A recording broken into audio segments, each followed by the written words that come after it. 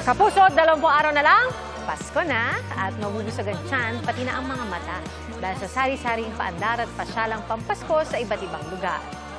Saksi si Jamie Santos.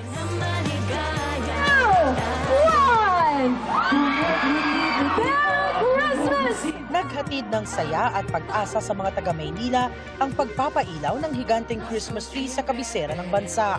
Pansamantalang napawi ang pagod ng lahat nang magliwanag na ang paligid, lalo't may artificial snow at fireworks pa.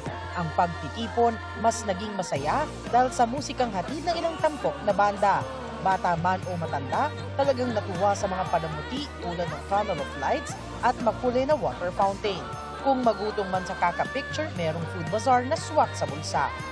Sobrang saya po, kaya sobrang nararamdaman po namin ang Kapaskuhan dito sa Pilipinas. Kahit ano mangyari, dapat maging masaya tayo dahil yun ang kapanganakan ng ating Panginoon. Singtamis din ng candy ang ngiti ng mga taga-Polomolok, South Cotabato dahil sa pagbubukas ng Candyland theme na Christmas Village sa isang compound doon.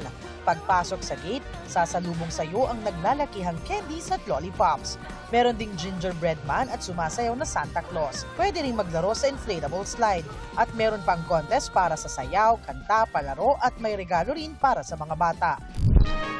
Abroad naman ang feels ng Christmas display sa Lasam, Cagayan. Tampok kasi ang mga super tree ng Singapore sa kanilang bayan. Dinarayo din ang replika ng Hobbit House, pati na ang selfie-perfect na Christmas tree o Tunnel of Lights. Napaindak naman sa tuwa ang mga taga-Bambang Nueva Vizcaya. Malafiesta kasi ang sayawan sa pagbubukas ng Christmas display sa kanila. Sa Pampanga, nagpabonggahan ang disenyo ang mga pavilion ng iba't ibang lungsod at bayan. Kabilang riyan ang may temang seafood, bamboo at giant puppets o majiganga. Bumida rin doon ang mga produkto ng mga katutubong EITA. Para sa GMA Integrated News, Jamie Santos ang inyong saksi. Mga kapuso, maging una sa saksi.